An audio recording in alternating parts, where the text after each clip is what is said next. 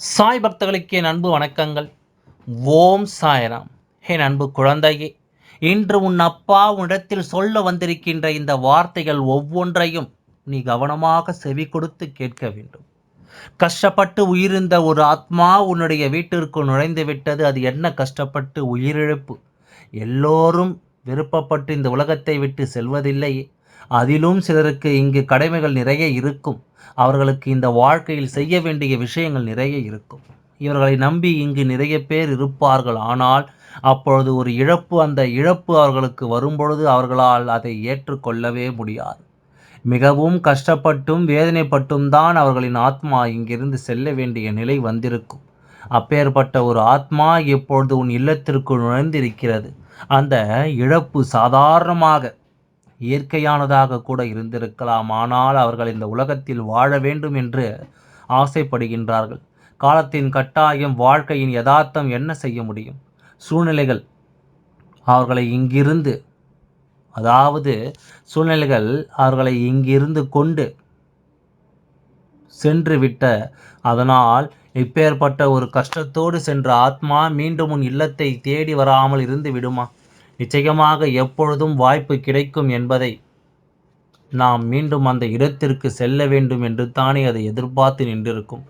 அப்படி கிடைத்த ஒரு வாய்ப்பினை பயன்படுத்தி கொண்டு இந்த ஆத்மாவானது இப்பொழுது உன் இல்லத்திற்குள் நுழைந்து விட்டது. கஷ்டப்பட்டு இறந்த ஆத்மா என்பதனால் நிச்சயமாக அது சர்வசாதாரணமாக வந்துவிட்டு செல்ல போவது கிடையாது. ஏதாவது ஒரு விஷயத்தை நிச்சயமாக உன்னுடைய வீட்டில் செய்ய வேண்டித்தான் இந்த ஆத்மா இங்கே நுழைந்திருக்கிறது அல்லவா? இந்த நேரம் இதை நீ என்னவென்று நிச்சயமாக தெரிந்து கொள்ள வேண்டும். இந்த சூழ்நிலையை இந்த சாயப்பா எதற்காக இன்று உன்னிடத்தில் எடுத்துச் சொல்ல வந்திருக்கிறேன் என்பதனை நீ நிச்சயமாக தெரிந்து கொள்ள வேண்டும். காரணம் இல்லாமல் எதையும் இடத்தில் நான் கொண்டு வந்து சேர்ப்பதில்லை. காரணமே இருந்தாலும் சில நேரங்களில் சில விஷயங்களில் உன்னிடத்தில் சொல்வதற்கு நான் அதிகமாக யோசிப்பேன். ஏனென்றால் ஒரு இழப்பு என்பது யாராலும் ஈடுகட்ட முடியாது. யாராலும் அதற்கு அவ்வளவு எளிதில் ஆறுதல் சொல்லிவிட முடியாது. ஏனென்றால் இழந்தவர்களுக்குத்தான் அந்த வலியும் வேதனையும் என்னவென்று தெரியும். அதை வேடிக்கை பார்ப்பவர்களுக்கு ஒன்றும் புரிவதில்லை அல்லவா? வெளியில் இருந்து பார்ப்பவர்கள் ஒரு ஆறுதலை மட்டும்தான் அவர்களுக்கு சொல்ல முடியும். ஆனால் அவர்கள் துன்பத்தை இவர்கள் வாங்கிக் கொள்ள முடியாது. இது போன்ற நேரங்கள் இந்த வாழ்க்கையில் உனக்கு வந்துவிட்டது. மற்றவர்களுக்கு நடக்கும்பொழுது நாம் அதை பெரிதாக கண்டு கொள்ளவில்லை. ஆனால் நம் வீட்டிலும் இது போன்ற ஒரு விஷயம் நடக்கும்பொழுது அதை நம்மால் தாங்கிக் கொள்ள முடியாத அளவிற்கு மன கஷ்டங்களும் வேதனைகளும் நம்மை தொடர்ந்து வந்துவிட்டது. இந்த நிலையை எல்லாம் தாண்டி இந்த வாழ்க்கையில் உனக்கென இருக்கின்ற பல உண்மைகளை நாம் நிச்சயமாக தெரிந்து கொள்ள வேண்டும். யாராயினும் இந்த உலகத்தை விட்டு செல்ல வேண்டும் என்று நினைப்பது கிடையாது. எவ்வளவோ கஷ்டப்பட்ட வாழ்க்கையாக இருந்தாலும் அது வாழ்ந்துவிடத்தான் எல்லோரும் நினைக்கிறார்கள் அல்லவா? ஆனால் இவர்கள் பேசும்பொழுது நான் இந்த கஷ்டத்தை எல்லாம் அனுபவிப்பதற்கு உடனடியாக போய் சேர்ந்திருக்கலாமே என்று பலமுறை சொன்ன வார்த்தைகளுக்கான பலன்தான் அவர்களுக்கு கிடைத்துவிட்டது. ஆனால் சொன்ன வார்த்தைகள் எதுவாக இருந்தாலும் உண்மையாக அவர்கள் இந்த உலகத்தை விட்டு செல்ல நினைக்கவில்லை. ஏதோ வாய் வார்த்தைக்காக இது போன்ற இவர்கள் சொல்லிக் கொண்டிருக்கின்றார்களே தவிர இந்த உலகத்தை விட்டு செல்ல வேண்டும் என்று இவர்கள் நினைக்கவும் இல்லை. ஆனால் விதி வசம் அது நடந்ததனால்தான் அவர்களால் இதை ஏற்றுக்கொள்ள முடியவில்லை. ஏற்கனவே குடும்பத்தில் இருக்கின்ற பல பொறுப்புகள் மீதமிருந்த நிலையில் பல விஷயங்கள் இவர்களை தலையில் இருந்த நிலையில் இவர்களுக்கு இது போன்ற ஒரு விஷயம் நடந்தது. யாராலும் ஏற்றுக்கொள்ள முடியாமல் தான் உன்னுடைய குடும்பமானது அங்கே தவித்து கொண்டிருந்தது. என்ன செய்வது, ஏது செய்வது என்று தெரியாமல் விழி பிதுங்கிக் கொண்டிருந்த இந்த நேரம் இந்த ஆத்மா உன் இல்லத்திற்குள் நுழைந்திருக்கிறது. அதாவது உயிரோடு இருக்கும் வரை சொந்த பந்தம், உறவுகள் என்று எல்லாவற்றையும் நாம் சொல்லி கொண்டாடலாம். ஆனால் ஒரு ஆத்மாவாக மாறிவிட்ட பிறகு இங்கே சொந்த பந்தம் என்று சொல்வதற்கெல்லாம் எதுவும் இல்லை. அவர்களுக்கென்ற ஒரு தனி உலகம் இருக்கின்றது. அதிலும் நாம் இந்த உலகத்தை விட்டு செல்லக்கூட மனமில்லாமல் சென்றிருக்கின்ற இந்த ஆத்மா என்ன நோக்கத்தில் வந்திருக்கும் என்பதனை நம்மால் அவ்வளவு எளிதில் கணித்து விட முடியாது. நல்லதை செய்வதற்காக வந்திருக்கின்றார்கள், தீய விஷயங்களை செய்வதற்காக வந்திருக்கின்றார்களா என்பதனை நம்மால் எளிதில் கணித்து விட முடியாது. ஆனால் இன்று இந்த விஷயத்தை நாம் நிச்சயமாக தெரிந்து கொள்ள வேண்டும். இன்று இந்த விஷயம் என்னவென்று நமக்கு நிச்சயமாக புரிய வேண்டும். என்ன நடக்கிறது, ஏது நடக்கிறது என்பதனை சரியாக புரிந்து கொண்டால் இந்த வாழ்க்கையில் நம்மை தேடி வருகின்ற ஒவ்வொரு உண்மைகளும் நிச்சயமாக நமக்கு என்னவென்று புரிய வந்துவிடும்.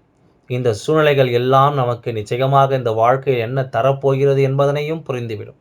இந்த ஆத்மா நினைத்து வருவது என்ன என்பதனை இந்த சாயப்பா கண்டு கொண்டதனால் உனக்கு இதனை சொல்லிவிட வந்திருக்கின்றேன். இவர்களுடைய எண்ணங்கள் என்னவாக இருக்கிறது என்பதனை உனக்கு நான் தெளிவுபடுத்திவிட வந்திருக்கின்றேன்.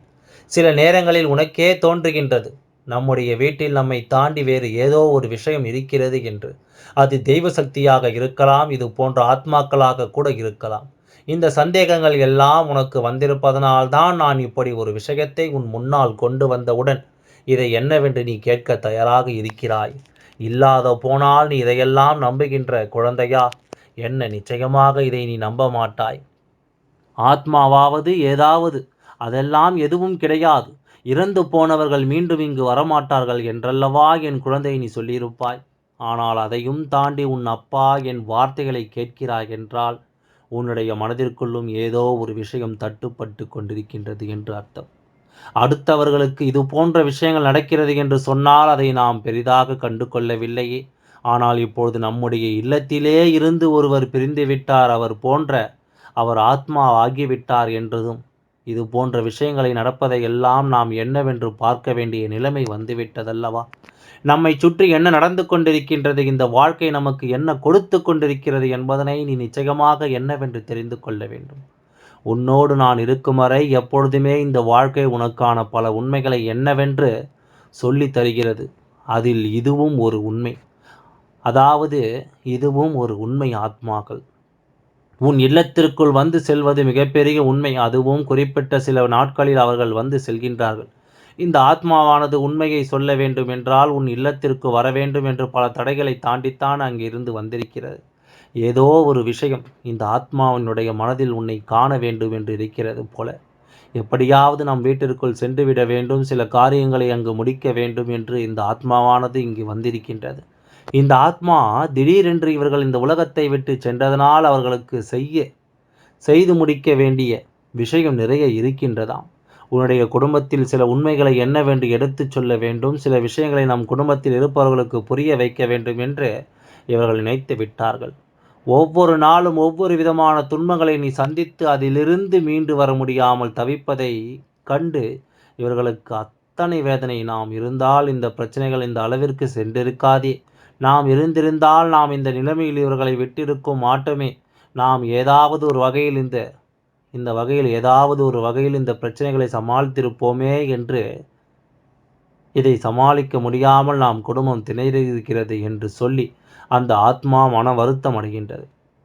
இவர்களுடைய இந்த மனவேதனை இந்த வாழ்க்கையில் உனக்கு நிச்சயமாக மிகுதியான கஷ்டத்தை கொடுத்து விட்டதல்லவா? வேதனைகள் பல, சோதனைகள் பல என்று இந்த வாழ்க்கையில் ஒவ்வொன்றையும் கடந்து நீ எப்படியாவது வாழ்ந்துவிட வேண்டும் என்று போராடி கொண்டிருக்கும் பொழுது, உன் குடும்பமே ஒட்டுமொத்த முயற்சியில் இறங்கி இருக்கும் பொழுது சற்றென்று ஒரு நொடியில் இந்த இழப்பு அத்தனையும் தலைகீழாக புரட்டி போட்டது. ஆனால் அந்த ஆத்மா அவர்கள் ஆத்மார்த்தமாக பிறக்கும் கூட தன் குடும்பத்தை காப்பாற்ற வேண்டும் என்று நினைக்கிறார்கள்.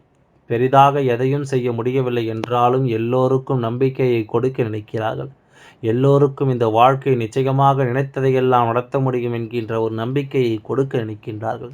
இந்த நம்பிக்கை கொண்டு ஒவ்வொருவரும் இந்த வாழ்க்கை எடுத்து வைத்த முயற்சிகளில் பின்வாங்காமல், இந்த இழப்பை நினைத்து நினைத்து வருத்தப்பட்டு கொண்டிருக்காமல் நல்ல விஷயங்களை எல்லாம் செய்ய வேண்டும் என்று சொல்லி இந்த ஆத்மா சில விஷயங்களை புரிய வைக்கத்தான் உன் இல்லத்திற்குள் வந்திருக்கின்றது. இவர்களின் நோக்கம் சரியானதாக இருப்பதினால்தான் இவர்களுக்கு உன் இல்லத்திற்குள் இந்த நேரத்தில் வருவதற்கு அனுமதி கிடைத்திருக்கின்றது. எந்த கெட்ட எண்ணங்களோடும் இந்த ஆத்மாவானது உன் இல்லத்தில் நுழைவதற்கு வாய்ப்பு கிடையாது. இவர்கள் எண்ணிய விஷயங்கள், இவர்கள் யோசித்த விஷயங்கள் என்று அத்தனையும் உன்னுடைய வாழ்க்கை நிச்சயமாக நல்லபடியாக நடக்க வேண்டும். உன்னை தேடி வருகின்ற ஒவ்வொரு மாற்றங்களையும் நீ நிச்சயமாக நிறைவாக உணர்ந்து கொள்ள வேண்டும். நான் இருக்கின்றேன் எந்த நிலையிலும் உன்னோடு என்பதனை நீ புரிந்து கொண்டால் சாயப்பா சொல்கின்ற விஷயங்கள் நிச்சயமாக உனக்கு புரிந்திருக்கும். தெய்வம் மட்டும் துணை இல்லை, உன்னுடைய முன்னோர்கள் மட்டும் துணை இல்லை, நீ வணங்குகின்ற அத்தனை பேரும் உனக்கு துணையாக இருக்கிறார்கள் என்பதனை தாண்டி உன் இல்லத்தில் சமீபத்தில் இருந்து போனவர்களினுடைய ஆத்மாவும் உனக்கு உறுதுணையாக நிற்கிறது என்பதனை நீ மறந்து விடாதே. இவர்கள் உனக்கு உறுதுணையாக இருந்து உன் வாழ்க்கையில் பல நல்ல விஷயங்களை செய்துவிட வேண்டும் என்று நினைக்கிறார்கள்.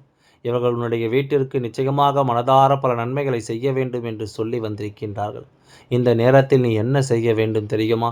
இவர்களினுடைய இழப்பையே நினைத்து நினைத்து வருந்தி கொண்டிருக்காமல், இவர்கள் இல்லையே என்கின்ற சிந்தனைகளை உனக்கு கொள்ளாமல், இவர்களினுடைய அத்தனை குறிக்கோள்களையும் நிறைவேற்ற நீ பாடுபட வேண்டும். என்னவாக இந்த வாழ்க்கை மாற வேண்டும் என்று இவர்கள் நினைத்தார்களோ அதுவாக இந்த வாழ்க்கையை மாற்றுவதற்கு நீ போராட வேண்டும். துவண்டு விடாமல், இன்னல்களைக் கண்டு பதறி ஓடாமல், நடக்கக்கூடிய நல்ல விஷயங்களுக்கு எப்பொழுதும் நல்ல எண்ணங்களோடும் இருக்க வேண்டும் என்பதுதான் அவர்களுடைய விருப்பமாக இருக்கிறது. அவர்களின் லட்சியம் நிறைவேற வேண்டும். அவர்கள் ஆசைப்பட்ட விஷயங்கள் அத்தனையும் இந்த வாழ்க்கை நிச்சயமாக நடக்க வேண்டும். இதுவெல்லாம் நடந்துவிட்டது என்றால் நிச்சயமாக அந்த ஆத்மாவானது அவர்கள் இருக்க வேண்டிய இடத்தில் நிம்மதியாக இருக்கும் என்பதனை நீ நினைத்துவிட்டாலே போதும், எல்லாம் நல்லபடியாகவே நடந்து முடியும். ஓம் சாய்ராம். நன்றி. வணக்கம்.